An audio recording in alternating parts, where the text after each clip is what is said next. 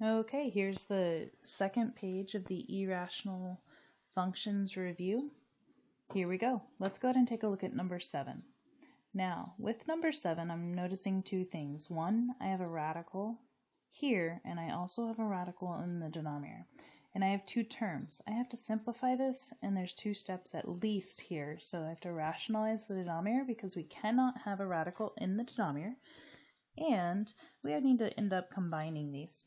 So let's go ahead and start off by rationalizing the denominator by multiplying both the numerator and the denominator by the square root of 3 divided by the square root of 3. Because remember, we can do this because square root of 3 divided by the square root of 3 is just 1. Okay, so that's just, I'm going to bring down the square root of 6 times the square root of 3, subtract 4 times the square root of 3, all divided by the square root of 9. Okay, now the square root of 9, that's just simplifying down to 3. Okay, so what we're going to do next is, because I have to add these two terms together, I can't do that because of this being a fraction.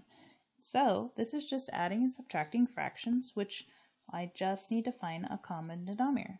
Now, in this case, the common denominator would be 3. Okay, and I don't have that here. So I have 3 here, so this numerator is still going to be the same. I'm still subtracting. Okay, but in this case, I have to go ahead and take a look at this 1 needs to be a 3. So I'm going to multiply by a common multiple of 3. And my numerator now becomes 3 times 6, which would be 18 square root 3. All right, next we're going to go ahead and we can combine numerators because we have common denominators.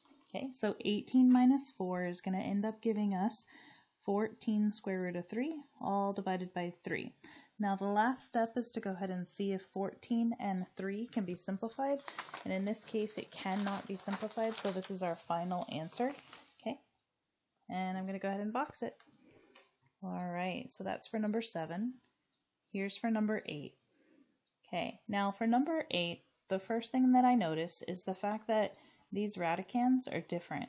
So when the radicands are different, we can't simplify them. But what we can do is kind of see if they can break down or be factored any other way. So I'm going to go ahead and take those two radicands and I'm going to go ahead and factor them out. Now 48, that can be divided out from 2 and 24. 24 is simplified by 4 and 6. Okay, and then 4 is broken down 2 and 2, and 6 is 2 and 3. Now, if you factor out a different way, that is okay. Because in the end, you should end up with just prime numbers as the last numbers you end up with as you're factoring, all right? Now, when we are simplifying, whoa, back it up. There we go. Okay. Let's see where we're at. Sorry about that. Okay, so when we are factoring it, we do need to look for a group of 3 numbers that are the same, and I have it right here. Okay, but I can't ignore the fact that I have 3 and 2 here as well. Okay, so I do need to leave those inside the radical because they cannot simplify out. But the third root of 8, which is 2 times 2 times 2, simplifies down to just 2. So I'm going to go ahead and rewrite that outside the radical. On the inside is going to be left 2 times 3, so that's just going to end up being 2 times 3, which is 6. Okay, this 4 comes on the outside because it was already there as a coefficient. All right, now let's go ahead and take a look at the second radical. I know it's going to be the third root, but let's go ahead and see how it simplifies down. So 162 simplifies down to 2 times 81. 81 can be broken down to 9 times 9. This is 3 times 3 and 3 times 3. All right, we're looking for groups of 3 numbers that are the same. I have them here, and 2 and 3 are our remainders. So 2 times 3 is going to give us 6. Whoops, back it up. I need to figure out why that does that. Okay, but that 6 doesn't go on the outside. That 6 actually goes on the inside of the radican, okay, or the radical, because 6 is the radican. Now, the 3 groups of 3 they simplify on the outside of the radical. So we're going to end up with 4 times 2. 4 times 2 is just going to give me 8. So this is 8. Okay, 8 third root 6 minus 3's cube root 6. The radicands and the indexes are the same, so we can go ahead and combine by adding the coefficients. In this case, it's going to be 8 minus 3, which is just going to be 5 cube root 6. So you do not change the radicand or the index. All right, that's what you would do for that problem. Let's go ahead and take a look at number 9. Okay, now number 9 is 3 plus 2 square root 5 squared. Okay, now the first thing that I notice here is this square. That means that there are 2 of these terms. So we're going to go ahead and rewrite this.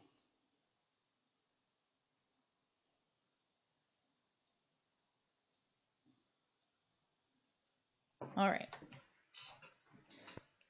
Okay, now what we're going to do is, we're going to go ahead and factor. So this is going to end up being 3 times 3, 3 times 2, and so we're going to, not factor, I said factor, but we're going to go ahead and, I'm getting distracted by all this, I apologize. Okay, we are going to go ahead and distribute these two binomials together by using the FOIL method. Okay, you can use the box method if you choose to do so. Just make sure you're multiplying those two binomials out. So we're going to end up starting out with 3 times 3. 3 times 3 is going to give us 9. Okay, then we end up with 3 times 2 square root 5. So 3 times 2 is going to give us plus 6 square root 5. And 2 times 3, which gives us 6 square root 5. Okay, and then the last number is 2 times 2, which becomes 4, and then the square root of 5 times the square root of 5 is just the square root of 25, which simplifies down to just 5. Okay, now I notice that this multiplies out to give me 20, and I end up with a 9 in front, so I'm going to go ahead and simplify my like terms. This is going to end up being 9 plus 20, which gives me 29 plus 12 square root 5, and that's our end answer for this problem. Okay. Let's go ahead and take a look at number 10. All right, now 10 is kind of fun because we end up having 2 terms in the denominator. Now with these 2 terms, I notice that there's a negative in the middle. Okay, now I can't rationalize the denominator on this one because it's not just one term, it's 2 terms. So what we're going to have to do on this one is we're going to multiply by the conjugate. I have got to figure this out, guys. I'm sorry. Okay, so I have to... That's what it is. I think I'm just tapping it and it's thinking it's a pointer. Okay. All right. Bear with me. Okay, so when we end up with a binomial in the denominator, what we're going to end up doing is multiplying by the conjugate. Okay, so here's our conjugate. It's going to be the same terms. The only difference is we're going to end up having a plus sign. So the signs change in the middle of the 2 terms. Okay, so when I multiply by the conjugate, that's going to actually get rid of 2 terms in the center. So I'm just going to be left with this squared minus this squared. But whatever I do to the numerator, I have to do to the, whatever I do to the denominator, I have to do to the numerator. So that would be also 4 plus 2 square root 3 in the numerator. All right, so in the numerator, there's just 1 term. I'm going to go ahead and distribute that 3 to both terms. So that would end up being 12 plus 6 square root 3, all divided by, okay, the denominator is going to end up being FOILed, so that's 4 times 4, which is 16. Then we have 4 times 2. 4 times 2 is plus 8 square root 3. Negative 2 times 4, which is just going to end up being negative 8 square root 3. And our last term is going to end up being negative 2 times positive 2, which is negative 4 square root 9. Now the square root of 9 is just 3, so we can simply say multiplying by 3.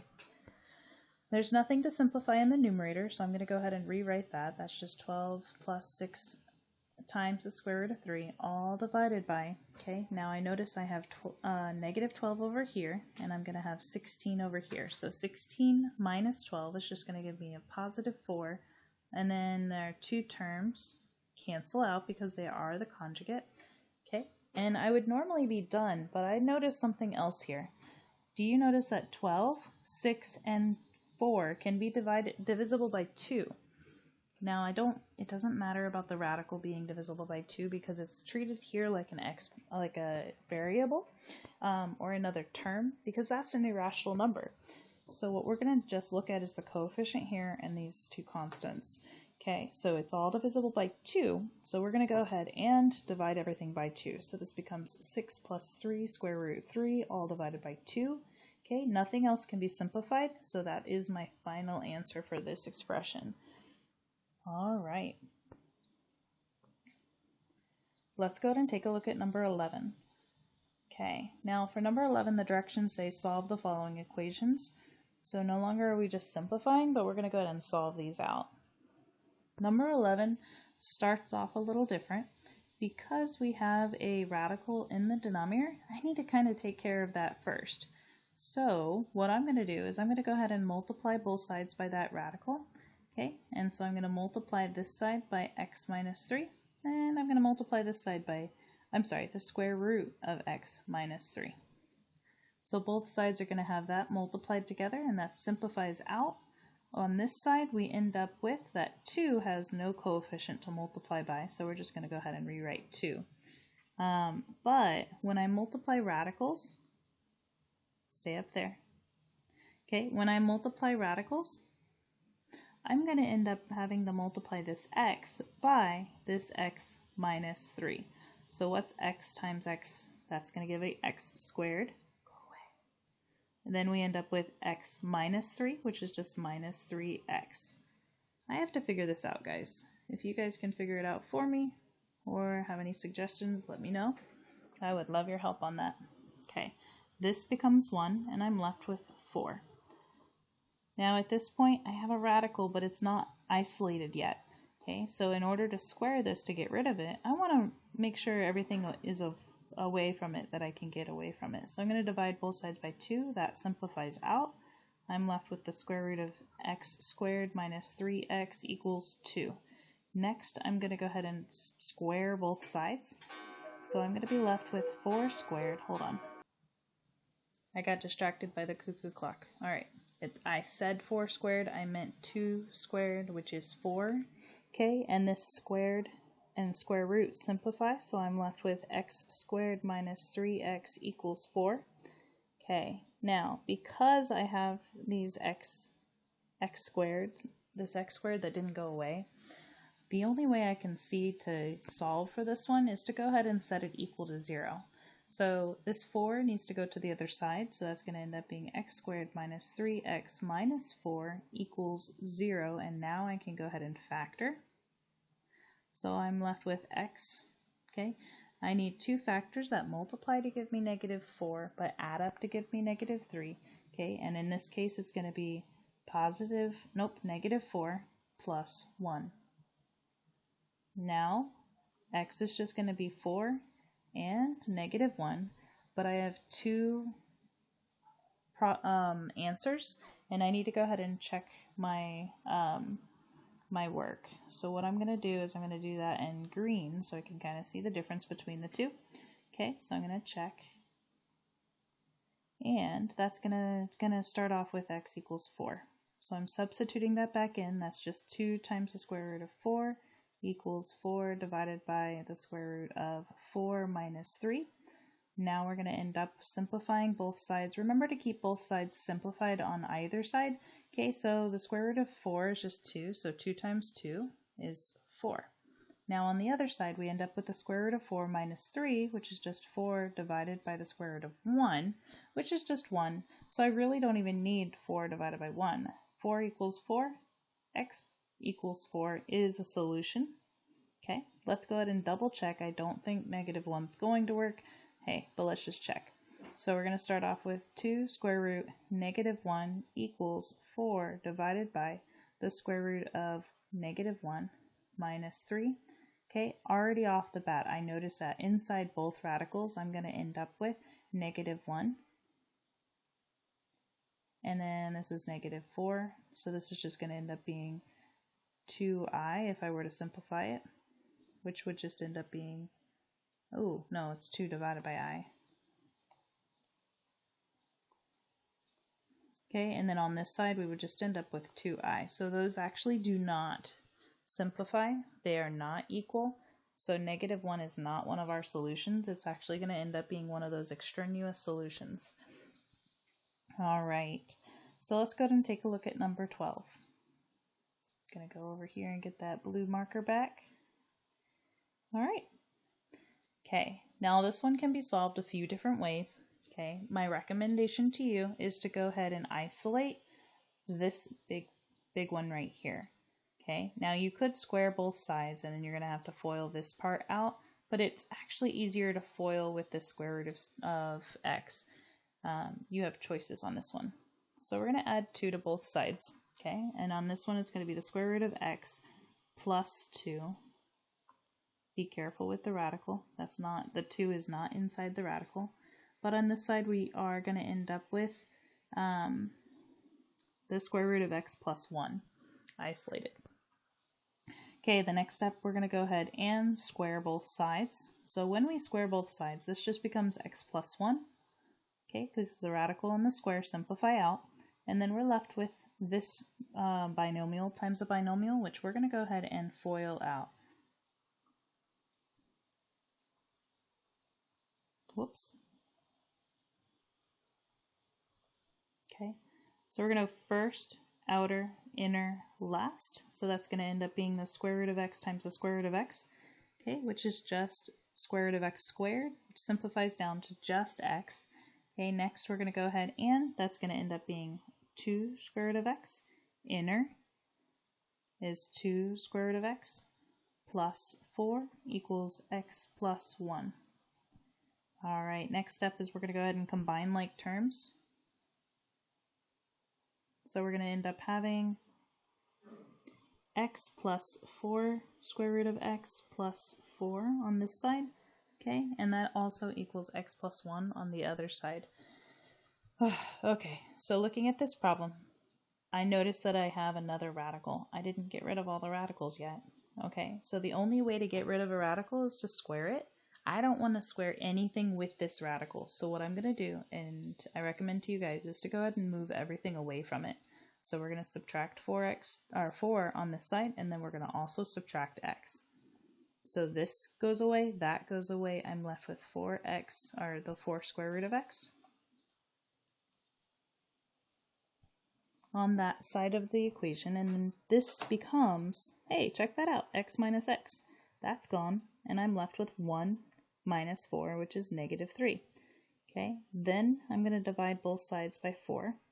This becomes 1. I'm left with the square root of x equals -3/4. All right, now whenever I end up with the square root equaling something, I can go ahead and square both sides.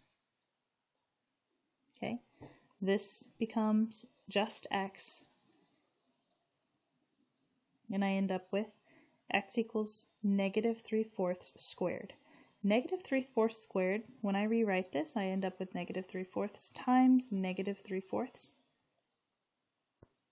So that ends up being -3 times -3, which is just equals +9. 4 times 4, which is +16. So it's 9/16. Okay. Now remember, you have to check your solution. So once we substitute it back into the equation, okay, we're going to end up with, go away. We're going to end up with the square root of 9 divided by 16 equals the square root of 9/16 plus 1 minus 2. All right, one step at a time. The square root of 9/16 is just going to end up being the square root, if we square root the numerator and the denominator, we would end up with 3/4 equals, okay, now on the inside here, see this 1? We really needed to have a denominator of 16, so I'm going to multiply the numerator and the denominator by 16, which would just be 16/16, okay, and add the numerators. So 9 plus 16 is going to give me 25/16. minus 2. All right, still simplifying things here. So notice this radical and this fraction. Whenever I have a radical with a perfect square fraction inside of it, okay, it's really just the square root of 25 divided by the square root of 16, okay, which is just going to end up being 5/4 minus 2. All right, now when we are subtracting two numbers together, remember we need a common denominator. This common denominator, go away. This common denominator in this case is 4.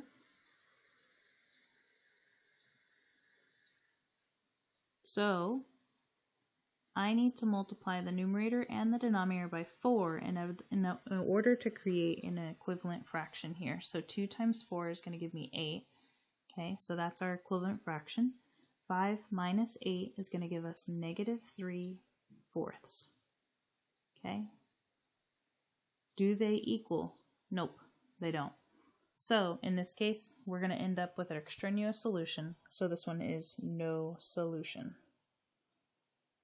Now I know you're thinking this, okay? We did all of that work to figure out that it was no solution. But we have to, because if we don't do that, we would actually think that there was a solution at 9/16, and that's not right. Okay, so you have to check your work. All right, so let's go ahead and take a look at number 13. So looking at number 13, I'm going to go ahead and change my pen back to blue here. Let's go ahead and just kind of think about what we see. I see a cube root that's isolated, which is good, equals 4. Nothing to simplify on either sides before we go ahead and take the cube root or the square root. So I'm going to go ahead and, take the cube root, take the cube of both sides in order to get rid of this radical. Okay, so this 3 and the 3 in the index, they simplify out, and I'm just left with 2x plus 4 equals 4 to the third.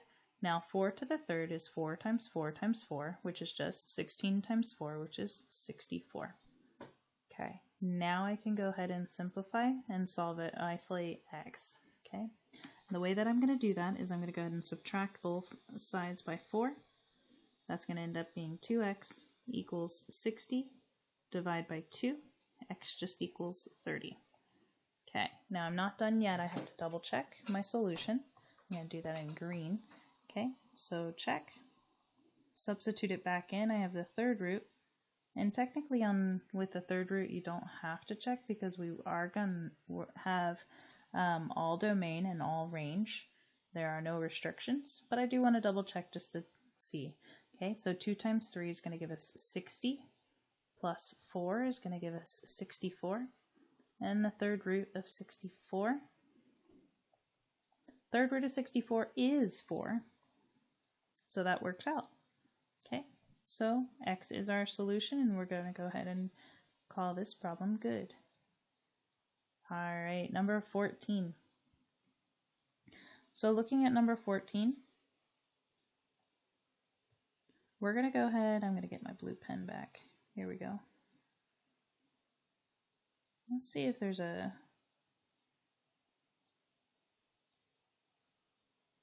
Nope, okay. I was hoping there's maybe a display that I could use. Okay, so the first thing that I want to notice about this is if the radical is isolated. And in this case, the radical is not isolated because of this plus 2 going on. Okay, so just looking at that, I'm going to go ahead and subtract 2 to both sides to make sure everything's isolated. So that's square root of x plus 5 and x plus 5 over here. That's interesting. Okay, that's weird because I can already tell you that the square root of x plus 5 does not equal x plus 5, but let's see what happens. Okay, so when I have a radical and it's isolated, I can square that, and I'm going to square both sides. So then I'm going to end up with x plus 5 equals, okay, this is going to break apart, so I'm going to end up just x plus 5. When it's squared, there's 2 of them, so we're going to have first, outer, inner, and last, which is going to end up being 25. Okay, now the next step is we're going to go ahead and combine like terms, and I think on this side we're going to go ahead and start moving things over. And minus 5, this becomes 0, equals x squared. What's 5 plus 5 minus 1? That's just going to give us positive 9x, okay, plus 20. All right, now in this case we're going to end up, because a is 1, I can go ahead and factor straight to my two binomials, and I'm looking for factors of 20 that add up to give me 9, that's 5 and 4. So I end up with x plus 5, x plus 4, and then when I solve that and set them both equal to 0, I'm going to end up with x equals negative 5 and x equals negative 4. Ooh, two solutions. Okay, let's double check and see what happens here. So, draw. Let's go ahead and take a look. We're going to check our work. So, we're going to check x equals negative 5 first. So that's going to end up being 2 plus the square root of negative 5 plus 5 equals negative 5 plus 7. Okay, negative 5 plus 5 is just going to give us 0. So that's just going to boil down to 2 on that side of the equation. On this side, we're going to end up with negative 5 plus 7, which just is 2. So we're good to go. Okay, so 5 is a solution at the moment. Let's double check negative 4. So 2 plus the square root of negative 4 plus 5 equals negative 4 plus 7. Okay, so negative 4 plus 5 is going to give us the square root of 1. On this side, that's just 3. Okay, square root of 1 is just 1, so that's 2 plus 1 equals 3. 3 equals 3. Hey, that's also a solution. Okay, so both are a solution, and what's truly happening here is pretty cool. You have an equation here that is, it's a systems of equations. So, I want to add a pen. I'm going to get black, so I want to show a graph. Okay, so if I had a graph of this equation, and this is my x-axis and this is my y-axis, okay, on this side, which I'm going to do in red, okay, is x plus 7. Now this is a systems of equations. I'm going to graph it. It's basically saying when this graph equals this graph, okay, these are the intersections of the x values. Okay, so if I have x plus 7, this just happens to be right here. I'm going to shift up 7. 1, 2, 3, 4, 5, 6, 7. That's my y-intercept. My slope is 1 over 1. Okay, 1 over 1 is positive slope, 1 over 1. Okay, so that's going to continue to go in that positive direction. Now, the other graph is a irrational graph, and I'm going to do that in blue. So the parameter changes on this one is I have a constant that's on its own, so that's going to shift up 2, and then on the inside, that's actually going to shift left 5. So we're going to go 1, 2, 3, 4, 5, and I'm going to go up 2. Okay, so it's going to go about right here, and that's going to go up and over. So as I go up and over, okay, and I think it's right on the point, or they're right on the graph actually, because if that's negative 5, we would have two intersections, one here, and hey, check that out, one at negative 4 as well. So that's why we have two solutions on this particular graph. Pretty cool. Okay, let's go ahead and take a look at number 15. If I can get to it, goodness gracious. All right, so looking at number 15, this is what I noticed first. I have two radicals on both sides, but one of them has a coefficient in front of 2. There's nothing I can do to simplify either of them, so what I'm going to do first is I'm going to go ahead and square both of them. Okay, so when I square both of them, that kind of takes care of the radicals, but I have to be careful because I not only have a radical times a radical, I have 2 times 2. 2 times 2 is going to give me 4. Go away. Okay, and then don't forget to put this in parentheses because this is not is 3x plus 1, and a lot of people will forget that, and they'll multiply only these two terms. This needs to distribute to both terms. Okay, and then we end up with 6x plus 16 on this side of the equation. All right, distribute the 4 to both terms. We end up with 12x plus 4 equals 6x plus 16. Next step is I'm going to go ahead and move the smallest coefficient. In this case is 6x to both sides. I'm left with 6x, and then here, whoa, that was cool. I'm going to subtract 4 from both sides. That becomes 0. We're going to end up, this becomes 0. 16 minus 4 is just going to give me 12. Okay, and I'm going to divide both sides by 6. All right, and x just equals 2. Okay, now because it's an equation, I do have to check it, so I'm going to check it using green. Okay, so here's our check, and I'm substituting it back in, so I end up having 2 square root 3 times 2 plus 1 equals the square root of 6 times 2 plus 16. Okay, next step, let's go ahead and simplify on the inside, so this ends up being 6 plus 1 square root, okay, equals 6 times 2, which is 12, 12 plus 16.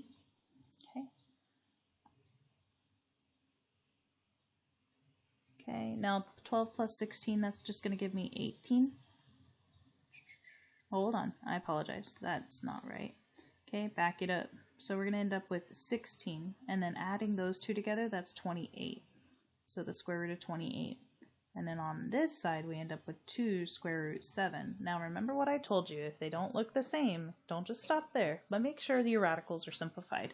Because 28 can simplify down, that would just be 2 and 14, and 2 and 7. I have a group of 2 2's, so this is going to end up being the square root of 2 times the square root of 7. And that does work out, so x equals 2 is a solution. All right, let's go ahead and take a look at number 16. Number 16 is set up similarly to number 15, but we have a binomial. We have two terms outside of the radical here. And we're going to go ahead and square both sides. 4 squared is going to give us 16 times x minus 1. Don't forget those parentheses. Okay, and I'm going to go ahead and rewrite this. This is just going to be x plus 2 and get rid of that square. Okay, this is going to end up being first, outer, inner, last. Distribute the 16 on this side, that becomes 16x minus 16 equals x squared plus 4x plus 4. Now, next step, I'm going to go ahead and move these terms to the other side, so we're going to add 16, and I'm also going to subtract 16x. This becomes 0. I'm left with 0 equals x squared minus 12x plus 20. Next step is we're going to go ahead and factor 20. So the factors of 20 that add up to give me negative 12. Let's see, we have 5 and 4. Okay, that doesn't give us negative 12. Let's try 2 and 10. That gives me positive 12, so that must mean that both of them need to be negative. So I'm going to end up with x minus 2 and x minus 10. All right, next step is to go ahead and set both of those equal to 0. X is just going to end up being positive 2 and positive 10. Back to the two solution problem, so let's go ahead and take a look if both of them are going to be our solutions, 1 or none. Okay, I'm going to go back to blue. Blue. Substitute it back into the original formula. I'm going to start with x equals 2, and I'm checking. Okay. 4 times the square root of 2 minus 1 equals 2 plus 2. Okay, so 2 minus 1 is just going to give me the square root of 1. Okay, 2 plus 2 is going to give me 4. And in this case, I just end up with the square root of 1 becomes 4 equals 4. It checks out. Okay, so I know for a fact x equals 2 is a solution. Ah! I am so sorry for this. I hope I someday get better at doing videos like this. Or I wish there was a way to lock it. Okay, so next step is I'm going to go ahead and take a look at x equals 10.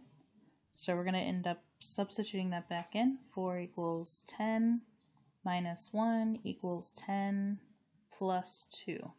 Okay, 10 minus 1 is just going to give me the square root of 9 equals 12. Okay, square root of 9 is just going to give me positive 3 times 4. 3 times 12 is going to give me 12 equals 12. Hey, life's good. We've got two solutions that work. Okay, and what that means is that this line is going to intersect this radical twice. All right. Okay, that concludes page 2.